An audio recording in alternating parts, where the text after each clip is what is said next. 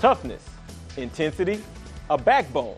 Those are the things Mississippi State head coach Rick Ray was in search of after a 20-point beatdown at the hands of Texas A&M earlier this week. And if State didn't pick it up, they could have been in for a carbon copy loss today at the hands of number 8 Kentucky. The Cats beat them in Lexington a few weeks back. Could the Dogs return the favor? Put that tongue back in your mouth, boy. Kentucky would jump out to an early lead thanks to James Young. Oh, my goodness, that fadeaway. And if you missed it again, here he is from the outside. 11 points for Young. Meanwhile, State shot just 28% in the first half, but did cut into the lead. Trevontae Bloodman slices to the hoop. And look, it's LZ and future Panther and future Bulldog, rather, Mo Dunlap. He's loving it, and he'll like this too. That's a Craig Swart throwdown, 2 of his 12 points. Bulldogs up, but you can't keep a cat down, especially one named Julius Randle. He put in 16, and later it's Randle with a dunk of his own. Kentucky hangs on, 69-59, close game. Ray likes the effort, but wonders why they don't play like that all the time. I talked to them about lost opportunity. If you play the way you played against Kentucky, and you have a chance to beat Texas A&M at Texas A&M, you have a chance to win at Vanderbilt, we got to find a way to every single time we set foot on the court, play with this competitive spirit and play that hard.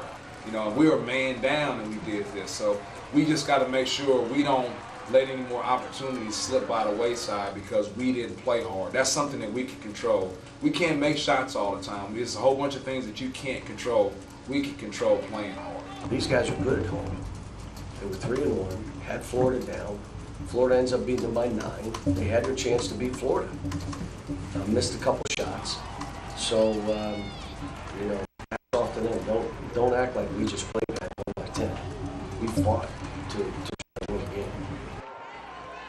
Okay, and it was a big one in Oxford, Ole Miss v. Mizzou. That's Marshall Henderson. The pull-up 3 puts the Rebs in business. And check out the celebration after Henderson throws up this 3-ball. Marshall. He's got a new haircut and he thinks he's all of that. He put in 29 points. Hey, don't forget about Jarvis Summers, though. He can penetrate and finish just like that. 16 points of his own. This was a back-and-forth game. The Tigers outscored the Rebels 53-41 in the second half, but Ole Miss got a big contribution from the bench, most notably Ladarius White. There he is on the 3. He had 16 points off the bench. Rebels shot 50% from the field, 48% from 3. They outscored Mizzou 6-0 in the game's final minute and hang on for a huge 91-88 victory. Andy Kennedy happy with how his team survived despite a late surge by the Tigers. I thought our guys were really locked in. And obviously, when you make a bunch of shots, first half we go 9 for 16 from 3, a lot of energy in the building, making shots.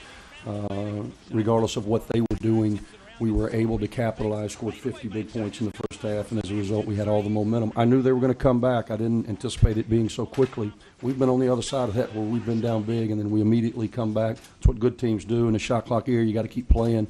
We start the second half, missing a couple of bunnies, then we get to the foul line and miss, and you could just tell immediately the momentum shift.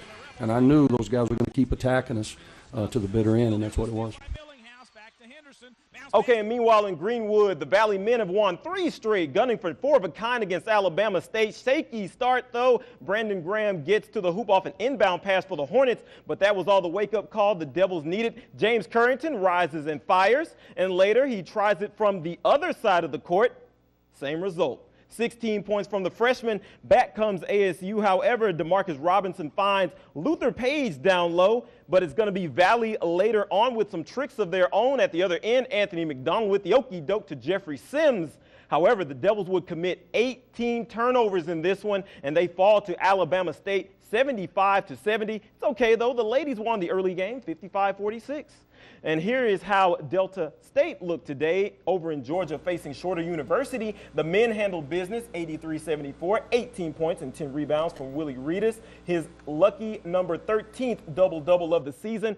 Good day for the ladies, too. Reigning GSC Player of the Week, Sanika Walton, put in 20 points and grabbed 16 rebounds. Oh, my goodness. The Lady Statesmen pick up a big 59-56 victory.